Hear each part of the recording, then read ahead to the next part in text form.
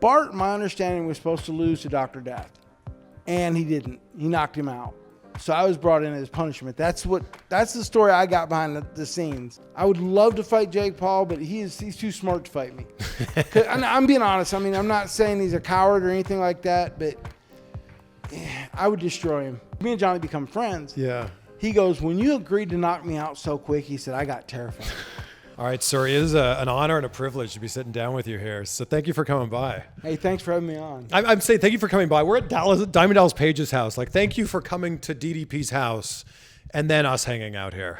Yeah, most of the time I'm getting tortured downstairs when I'm here. Yeah, you guys go way back here. He was getting you into some pretty great shape. Oh, you know, when you take somebody from not walking in a wheelchair for 3 years to in 4 months walking out.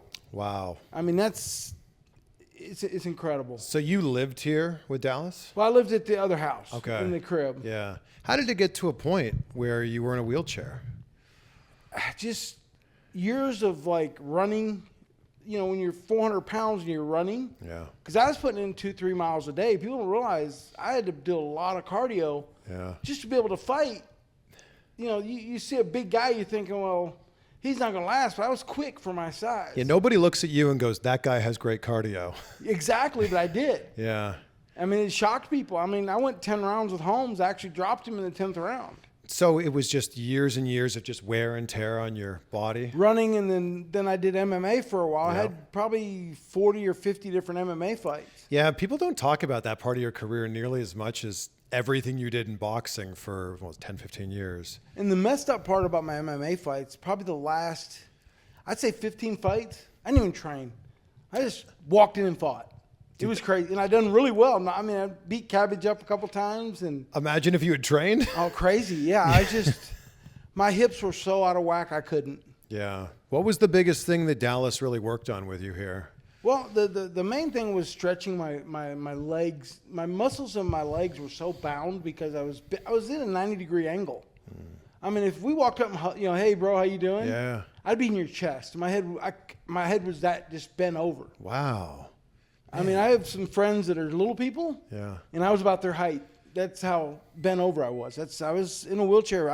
Couldn't walk. Did it come to a point where you had accepted it? Maybe this was how life was going to be for you? Oh, I did. Wow. I mean, they got a hold of me probably 10 years ago trying to hook me in Dallas up. I said, I'm not doing yoga. It ain't going to help me. I laughed at them. And then I had Dallas on a podcast, me, Boss Rutan, Flex Wheeler, and Flex goes, Dallas, you got to help Butterbean. Yeah. And Dallas goes, I have a show coming up called Change or Die. He goes, I can't tell you much about it because we just started up.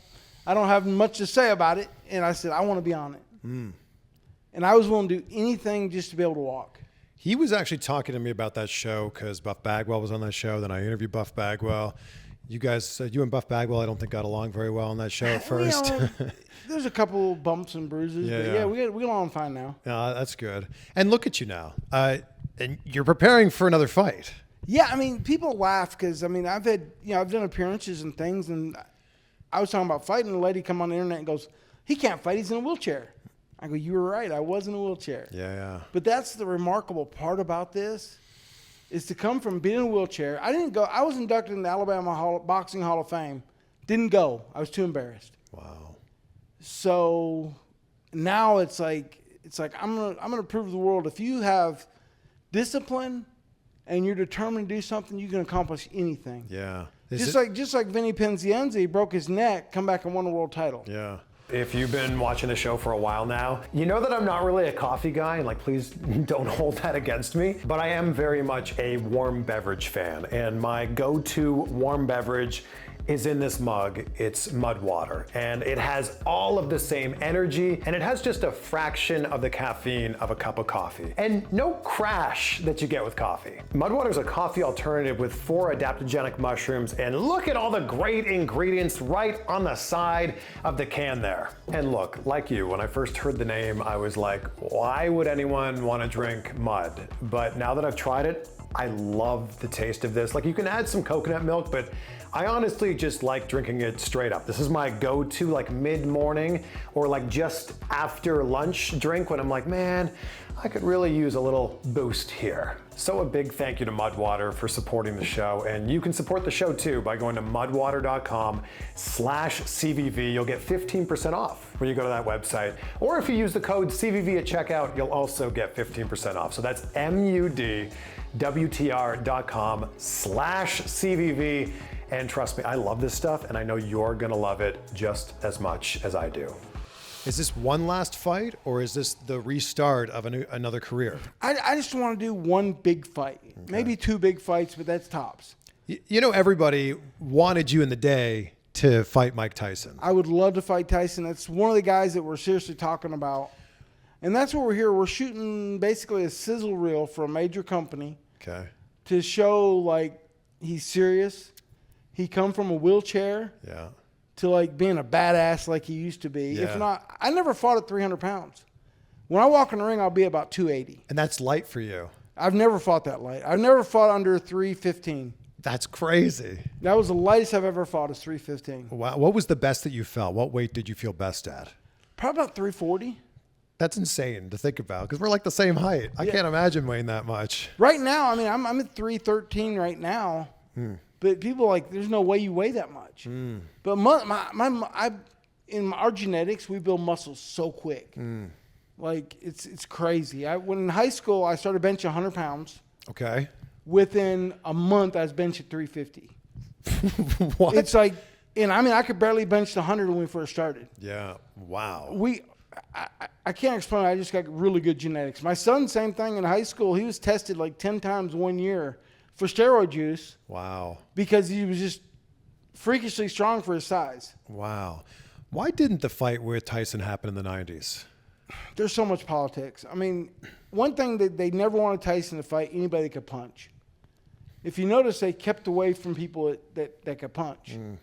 Kevin McBride knocked Tyson out. There's a guy named Louis Monaco that destroyed him, and Monaco was the easy fight for me. So things like that, you know, they knew one thing I had as a big punch, and I had a great chin. I mean, I've been hit with like everything. I've never, you know, been really fazed by it. Was there ever a point where it was close to getting a fight with Tyson? I don't know. I don't think so. I mean, right now it's probably the closest it's ever been. Well, because there's serious people in the business that want to see this tape and know I'm serious, and I'm very serious about it. You recently also called out Jake Paul. I would love to fight Jake Paul, but he's too smart to fight me. I'm being honest. I mean, I'm not saying he's a coward or anything like that, but I would destroy him. I think he knows. I mean, I hit way too hard for him. Well, you're a lot bigger than him. You weigh a lot more than him. Well, once you're in the heavyweight division, you're a heavyweight. Is he a heavyweight? Yeah, he's a heavyweight. I thought he was boxing he can go down to the cruiser, but wasn't his last fight like 190 something? 197's heavyweight. Oh wow, yeah, I guess that's it. Yeah, he's right at heavyweight. I feel like the matches that he's making are like he's trying to make as much money as he can in these fights, which is smart. And he's fighting. What bugs me, he's fighting ex-MMA guys only in a boxing match. Yeah. Now, when I had a fight scheduled to fight Mark Hunt, and it was on an MMA card, but we were going to stand up box. Mark Hunt couldn't get in the country, so they changed the fight to MMA fight, which I had MMA fights before, but I wasn't training for an MMA fight. Yeah. So they ended up paying me double for the fight, which is better for me because I destroyed the guy anyhow, but it's a different sport. MMA guys are not always the best stand-up guys. Yeah. Even though they train in boxing, that's not their only thing that they're good at. Exactly. Yeah. If the boxing don't work, they can take them down. What do you think of his boxing, Jake Paul's boxing? It's getting better. You know, he made a statement a while back about me. He's like, they said something about him. He goes, I'm not like Butterbean. I'm not a joke. Yeah. Ever since then, I wanted to fight him. Just to show him. I mean, if he thinks I'm a joke, I want to fight him. I feel like the Tommy Fury fight kind of showed, like, you know, a boxer. He finally fought a boxer, and he lost to the boxer. I think it kind of made people go, oh, maybe he's not as good as we thought he might have been. He's getting better. I mean, I'm not down on him. He's getting better. But and then he makes statements like, yeah, I'm proving people that I'm really a fighter. I go out there and I train in a dungeon type atmosphere, and that makes me work harder for it. That ain't how it works.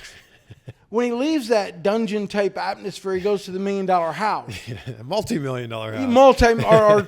But whatever. But yeah, but it's the guys that don't have that million dollar house to fall back on. Them are the ones that fight harder. What's that whole idea of like when you got the satin sheets? And I'm sure you've heard it. When you got the satin sheets, it's hard to get out of bed. Yeah. It's hard to get out of bed and want to go train. But when you don't have that, you're trying to reach for that. You're trying to get that because you're hungry for it. See, and everybody's like, oh, Butterbean just wants a payday. I would love another big payday. I'll be honest with you. But when you get injured and you can't work for 5 years, eats away a lot of the savings that you've put back. Yeah. But like my house, everything, all that's been paid for by my boxing career. So I'm not in like desperate need or nothing like that. Yeah.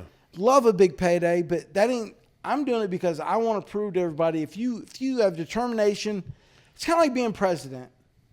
How they always tell you when you're a kid, you can be even president if you want to be. Yeah. They lie to you that it's never going to happen. But if you put your mind to something, you can accomplish almost anything you want to do in life. I think there's people that would look at you and they would go, man, that guy does not look like a boxer. And I feel like you proved so many people wrong during your career. Oh, even like Larry Merchant, even like had to eat his words a couple times. Here I'm fighting a ripped guy, just like, and he ended his name is Louis Monaco. He actually ended up knocking out Buster Douglas, knocked out a bunch of big names. Oh, this guy's going to destroy Butterbean. I knocked the guy out. and they can't say nothing about it afterwards. They don't want to like me because I don't look like a typical fighter. Yeah. But, I mean, if you seen me a year and a half ago, you'd be like, wow, there's no way he's accomplished what he has now. I mean, I was 500 pounds. Wow. I would say closer to 515. At what age did you realize you had a real gift for this? I'm right now, I feel younger and in better shape than I did in my prime back then. Wow. Which is scary. I don't know why I have that feeling that I'm just like, I feel like I'm 10 times a fighter now, just from the experience, from what I've did, to just how I'm feeling inside. I feel like energetic. I got energy. I'm like, I'm alive. Yeah. When you were a kid, did you go, like, was there something that happened that made you go, oh my gosh, boxing is for me? No, I was a fat kid that kids picked on, and I hate bullies. And I've even bullied a couple kids in school, and I feel bad about it because I was bullied, so I just passed that on to a couple. And me and that guy, a couple guys I did bully, we're friends now. So yeah, and I get it. And kids are cruel. I mean, even adults pick on you. I mean, I even get it every once in a while. Oh, you fat ass, you this and that. And then they realize who I am, and they change their whole story. That ain't how it should be. There's not many 300-pounders walking around that look as good as I do right now. Yeah, and that have the power in that right hand that you have. Or left. I can knock about either one. Yeah, I'm very fortunate to be blessed with good genetics. I mean, it's crazy. Quick timeout from this conversation, and a big thank you to NordVPN for sponsoring this one and for keeping me protected when I'm on the road. I mean, we shot this interview in Atlanta at DDP's house. I mean, how awesome is DDP for not only allowing us to stay there, but also for setting up this interview with Butterbean. When you're traveling, or just any time you log on to public Wi-Fi, that is a hotbed for hackers to jump in there and snatch up your information. NordVPN keeps you protected, and I love that it's so easy to set up. You can do it on your phone, a tablet, or your laptop. The best part, though, is being able to access content from 59 different countries just by changing your virtual location with one click. So yes, that means you can access the WWE Network again in places like here in the US where the WWE Network is not a thing anymore and it's on Peacock. It also means you can get UFC pay-per-views for like a sixth of the cost just by changing your virtual location, boom, with one click. To grab your huge discount off your NordVPN plan, go to nordvpn.com/CVV and you can get up to 4 months for free. Plus, there's no risk here with Nord's 30-day money-back guarantee. That's nordvpn.com/CVV. This is a limited time offer though, so grab it now before it's gone. So what age did boxing find you, or did you find boxing?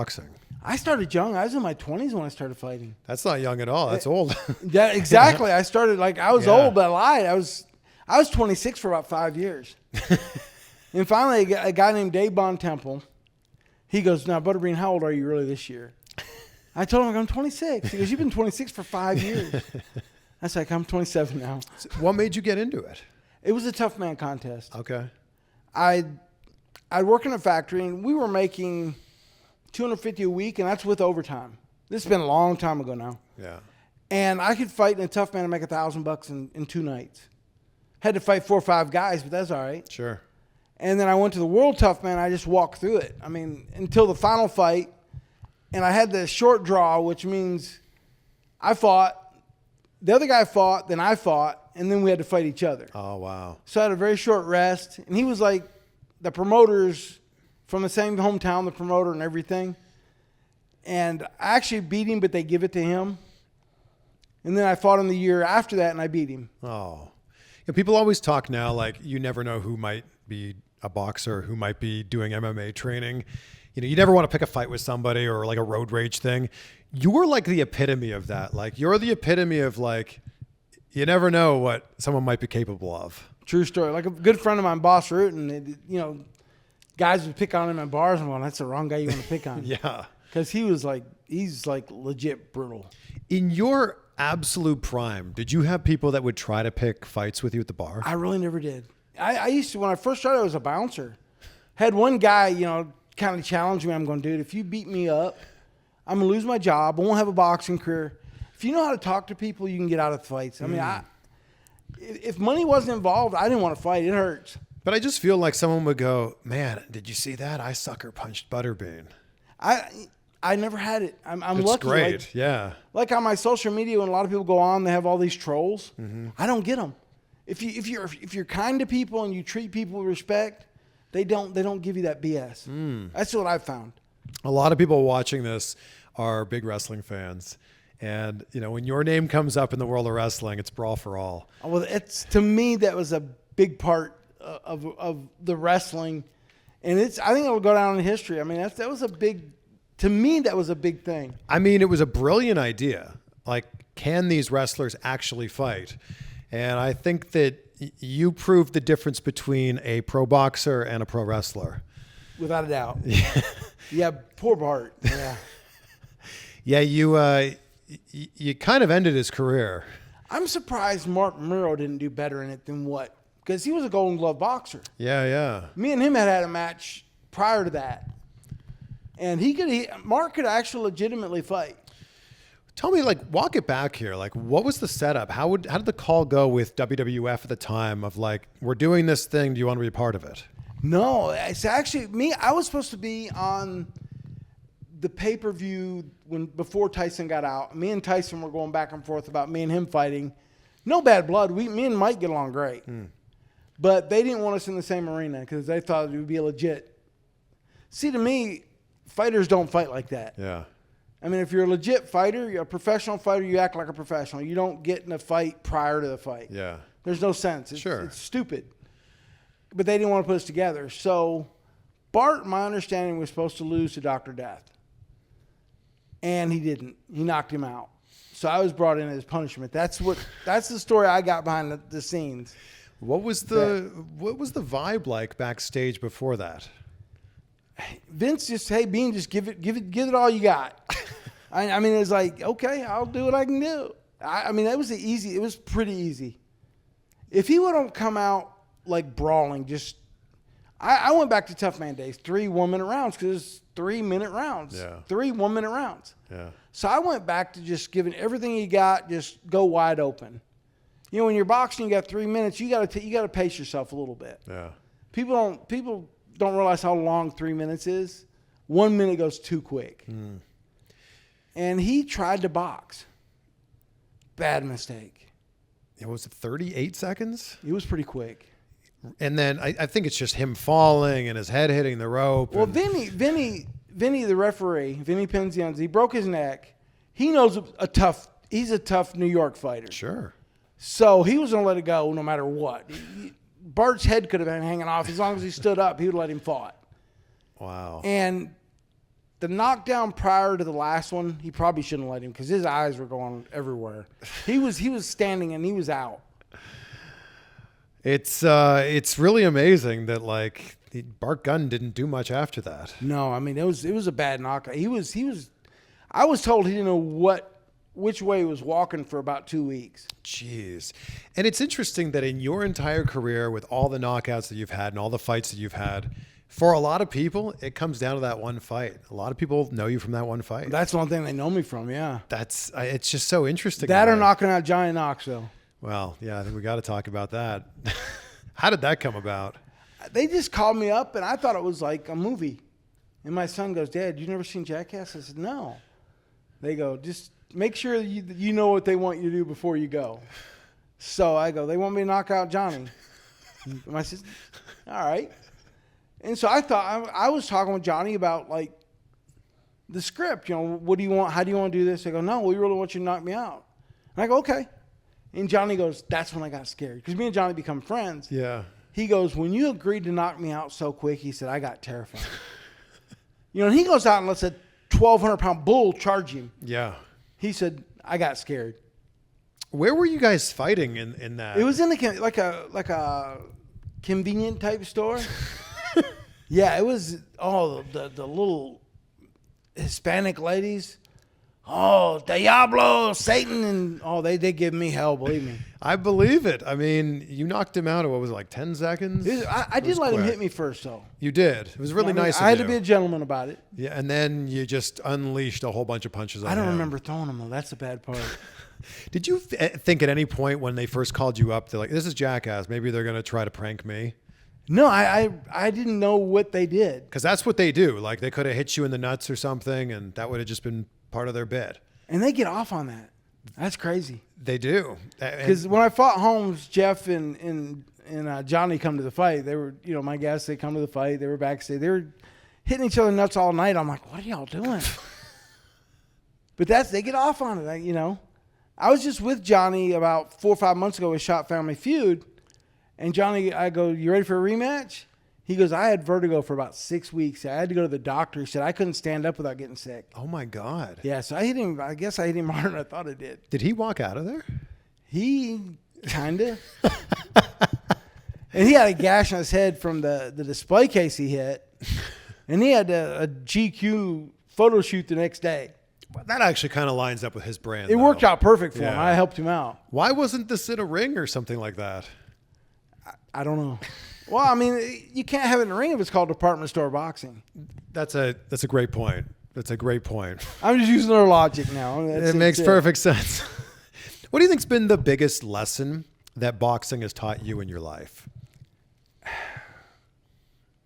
How to treat people. I mean, I judge people on how they treat me. I'll be honest. Before I started boxing, I was racist. I mean, because I was growing up in an all-white town, and in the South. Yeah. And I was racist. I'll be honest with you. And then once I started fighting, I got friends of every persuasion of every which way you can go from, and it taught me how to treat people. I treat people on how they treat me. I don't care your color. I don't care if you're green. I don't care if you're gay or straight. I don't care. But if you treat me right, and that's all that matters to me. If you're a good person, you're okay in my book. And that's one thing that boxing did for me that, made me just appreciate life better, I guess. Do you feel like you win or learn more from a win, or you learn more from a loss? Probably lost. Really? My first loss in Madison Square Garden, which was bad. And I went outside and I got mobbed. I got mobbed by people. I'm going, wow. And I lost. Yeah. So, it makes you feel appreciated. And then there was a kid that wanted to meet me, and I couldn't get over to him. And when I went over to meet him, he was a paraplegic. He was so happy to meet me. I go, I got nothing. I ain't got no worries. I go, if I can make this kid happy just by meeting me, I got something ahead of, something's gonna happen good for me. If you can make one person's day better like that, yeah, I just appreciated it so much more. Yeah. I bet you have all kinds of fan interactions like that. I actually saw you at WrestleCon, and I didn't know you. I didn't come up and say hi, but I saw you from a distance. And the way that you interacted with fans, you're just so incredibly kind to everybody. If you can touch somebody, if you can make them, like we was in the Olympics. Evander Holyfield was there. Wouldn't sign autographs for no kids. Wouldn't and I got kids coming up. I'm signing autographs, and if you can make somebody's day a little bit better by meeting you, you're an ass if you don't do it.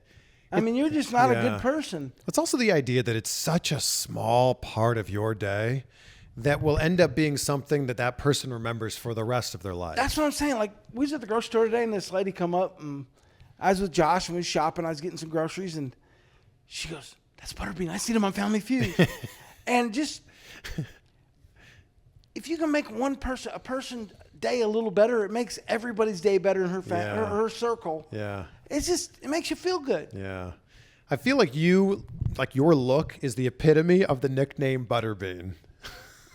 It stuck. I mean, it really did. I mean, I went on a Butterbean diet, which is BS.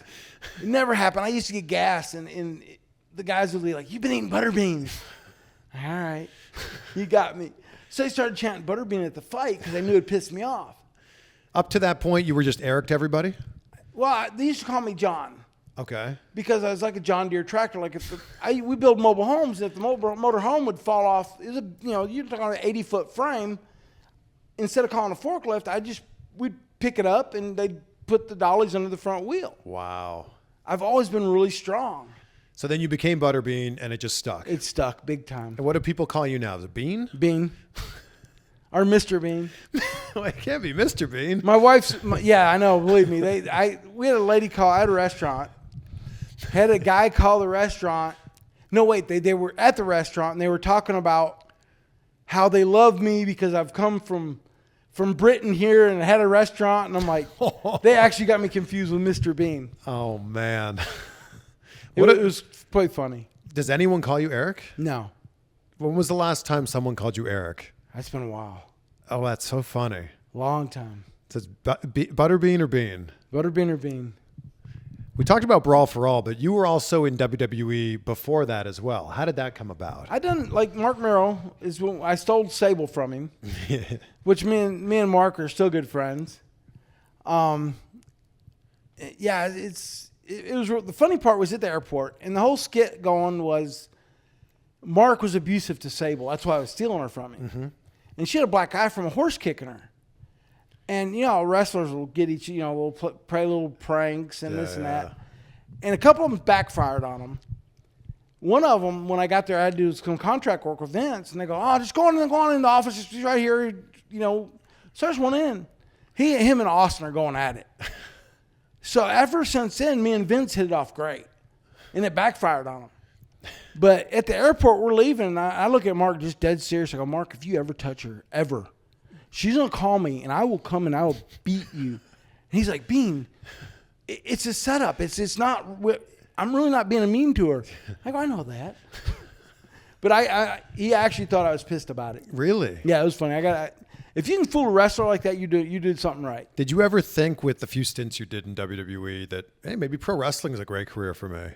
They actually talked to me, and they've even, they've come to me, and Vince even said, he says, "You're more of a wrestler than a boxer, Bean." I mean, but the money I was making so much more money boxing, and I was fighting so regularly. I mean, I was fighting once to 3 times. I fought 3 times in 1 month. Yeah, that doesn't happen anymore. No. Yeah, that's crazy. I mean, it's still the case where boxers are making a lot of money, and wrestlers and UFC fighters are certainly not. No, not like they should. Who would be on your boxing Mount Rushmore? Tyson's one of them. Yeah. Tyson, Foreman. You got 2 more. Yeah, there's a lot of great fighters out there. I'd hate to, but them are 2. Okay, you could just say 2 then. And Johnny Tapia is one of the guys I really like. Me and him become good friends. He's passed away now, which I knew he wasn't going to live long anyhow because he had a crazy life. I don't know if you're familiar with Johnny Tapia or not. No. He was a lighter weight guy, probably 114. But when he was a kid, he watched his mom being raped and murdered in front of him. He had a drug problem, and they brought him into boxing, become a 4 or 5 world champion. Just an amazing fighter. Just always fun he'd always backflips in after the fights. he was just one of the guys that were just always fun to watch. After I'd hurt my arm, I detached my bicep in a fight. I actually won the fight, detached it, and still won the fight. He called me every day. He goes, make sure you don't be taking them pain pills. Yeah. I go, Johnny, it hurts. He said, okay, as soon as it quits hurting, don't be taking them. Man. What about a fight with Mayweather? Would you fight Mayweather? He's too small. I would love to fight Mayweather. Yeah. Something about him, it just rubs off. I mean, I think that's kind of his brand. Like, that's kind of what he wants to do. Is like, I guess. He just talks a lot. And, I mean, he does back it up. He's a heck of a fighter. It's like Evander Holyfield. I don't like him as a person. Really? No, I don't like Evander as a person. Maybe you should fight Evander Holyfield then. It wouldn't be a good fight. He would do like Holmes. He'd hit and run. He'd run. He would stay away. He'd run. I mean, I want to fight guys that want to fight. I'm not. Boxing is a boring sport, actually. If you go watch Olympic fights, they're boring to watch. It's horrible. I'd rather watch grass grow than go to Olympic. Matter of fact, my son just had his first fight. Oh, wow. And Bean Jr.? Bean Jr. Baby Bean. Baby Bean. But he actually hurt his arm prior to it, and he didn't let me know how bad it was actually hurt. He had detached his bicep and destroyed it. Like, actually destroyed his bicep, and he still fought. Jeez. And he destroyed the guy. Wow. But it's a weird sport. It really is. Is there a knockout that you're especially proud of? Bart's one of them. Bart is actually one of them. There's been Louis Monaco's another one that was a real, he's another big fighter that I knocked out. There's a couple really, but Bart will be always memorable. What about when you knocked out the referee? Oh, Terry Woods. I remember him. He was brave. He was a brave guy. I feel like he got in between you guys just a little too soon there. The bell rung. I mean, I knew the bell rung. I mean, that was going to be a dirty shot? Yeah, I was getting him one last time because I had him about going and the bell rung and it was already leaving. It was already on its way. Mm-hmm. And then he gets in there. Oh, he jumped right in. He's a good ref. He was a good ref. It looked like you felt completely awful about it. No, it didn't bug me. Didn't bug you? No, it didn't bug me. Wow. How many guys can say they got 2 knockouts in one night? I mean, that's a good point. I remember when I first saw you, and I'm sure you've heard this before, but King Hippo, who's like the Mike Tyson character, I was like, so many people think that was based after me. And I know that the timeline doesn't line up, right? Nope, it don't. Because Mike Tyson's Punch-Out came out in 87, and you started your boxing career in the 90s. That and the Robin Williams movie with the Butterbean guy. Everybody thinks that was based after. That was me. I wasn't me. I mean, King Hippo looks like it could be you. I need to get a picture and start signing it. I feel like you do. I mean, that would totally make sense. That's one thing I get asked about that. Or they ask me about how hard does Tyson hit. I go, apparently he hits pretty hard. He's knocked out a lot of guys, but I've never fought him. It's funny, when you type your name into Google, one of the top search suggestions is who hits harder, Butterbean or Mike Tyson? And the answer is like Butterbean might hit harder, but it's more than just hitting someone hard. No, it's not. But the reason so many people think that there's a bait and switch picture of, if you Google Butterbean Mike Tyson, the picture will come up of me and him in the ring together. Never happened. Can't believe it. But it needs to. So it's not just about how hard it is just about how hard you hit? Yeah, if you connect, they're gone. Rocky told me it's not about how hard you hit. Mike don't have that great a chin, I'll be honest with you. Wow. I've never been knocked out. He's been knocked out quite a few times. I feel like the trash talking begins now. I'm not trash talking. I like Mike Tyson. You're like, I'm just stating facts. But he's actually small. He's not a big guy. And he's powerful. I mean, I got no doubt. But the reason that me and Tyson would be a good fight, like I said, me and Holyfield would be a horrible fight. He would hit and run. And that's George Foreman. He told me we was talking. Me and George are good friends. And that's why he never wanted to fight Larry Holmes, because Larry makes everybody look bad because he's got a great jab and he runs. Me and Tyson wouldn't be afraid. He'd come right at me. He'd go to the center of the ring. We'd beat the shit out of each other. It'd be a hell of a fight to watch. The closest that you and Mike Tyson got to boxing, I think, is that press conference where he comes up behind you, he puts 2 fingers behind your head. You turn around, see it's him, and then you guys are both kind of like... But that wasn't me. That wasn't you? No. Oh, wow. Listen, it's an English guy. That looks just like you? Yeah, I got a TikTok. I do TikTok. Yeah. So I duetted that one. Within like a day or two, it had 5 million views. That's not you. No, it's not me. Everybody online thinks that's No, you. that's not. If you listen to it, it's not me. It's some English dude. That is so funny. Yeah, they do the same prank to like 5 or 10 different people. So girls talking about, what do you think about Mike Tyson? She's bashing him, and then he comes out and yeah, that's not me. Is that your most watched TikTok? I think I had one that had 7 million. What was that one? It's a friend of mine, a little kid. He goes, "Are you Butterbean?" I says, "Yeah, I'm Butterbean, king of the 4-rounders. Jake Paul will beat you." I go, "I'll crush you, kid, and I'll crush Jake Paul." Like 7 million views. That went crazy. That's pretty good. That's pretty good. It's such a pleasure to be able to sit down with you. And like, what a career you've had. I've done I've done every kind of combat sport, including sumo wrestling. Only thing I haven't done is the slapping yet. What about bare knuckle? Would you do bare knuckle? I've thought about it. I feel like there would be a big audience for you to do. I've actually had knuckle. offers, but and as a matter of fact, when it first started, I was ranked #1 in the rankings for a long time. I had never even fought bare knuckle. You and BKFC would be very interesting, I think. How do you think you'd do in bare knuckle? I think I would do very good.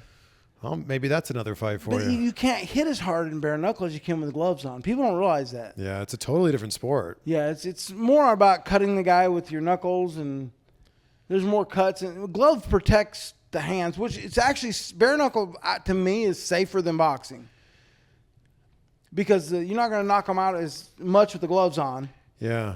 That's what David Feldman, the owner of BKFC, told me. And he's like, basically picture like if you're going to go punch a wall with your bare hand, you kind of let up a little bit. Oh, without doubt. It's not, because you don't want to break your protection. hand. No protection. If you had a glove on, you'd try to punch right through it. Yeah, I'd end up with broken hands because I'd hit everything I could. I'd throw everything I had. I wouldn't care. Maybe the next fight's BKFC then. It's very possible. So look, I end every conversation talking about gratitude because it's such an important part of my life. What are 3 things as you sit here right now that you're grateful for? For one, Dallas, to be honest, to be able to walk again. I mean, my grandkids never seen me walk before I left here last time I was here. Wow. So, I mean, that's one thing I'm very grateful. I'm grateful for all the people that do support me. Mm-hmm. I'm grateful for a lot of things. I'm grateful just to be alive. I mean, it's just, it's a blessing to be able to touch people just by being me, just because I've had a really good career path. And I mean, if you can make one person happier, you're a bad person if you don't take that advantage and make them better. Yeah, seriously. Like if you can make one person smile today. And that's why I like doing appearances, like public appearances, like autograph signings and things. If you can touch one person, just like I had a kid come up to me at a show, and he come up and he goes, "Are you Butterbean?" I says, "Yeah." And he asked me a couple questions. I answered him, and he goes, "Can I just shake your hand? I got no money to buy nothing." So I shook his hand, and he come to the end of my table and stood there and started crying. And I'm thinking warped things. His dad's molesting him, or I didn't know why he was crying. Yeah. I come here and talk to me. What's that? What's going on? And he goes, "I just never thought I'd get to meet you." That kid walked away with so much stuff, but I was about made me cry. I mean, it really just, if you can touch somebody like that, if you can make one person's day better, it's an awesome feeling. I love that. It's like if you cook a great meal and you get compliments on it, it makes you feel good, that warm feeling. Yeah. That's what it is. If you can make one person have a better day. Yeah. Sir, thank you so much. That was a big hand, by the way. Yeah, I got a good size hand. Could you maybe hit me here? Maybe punch me. Okay, thank you for not punching my hand off.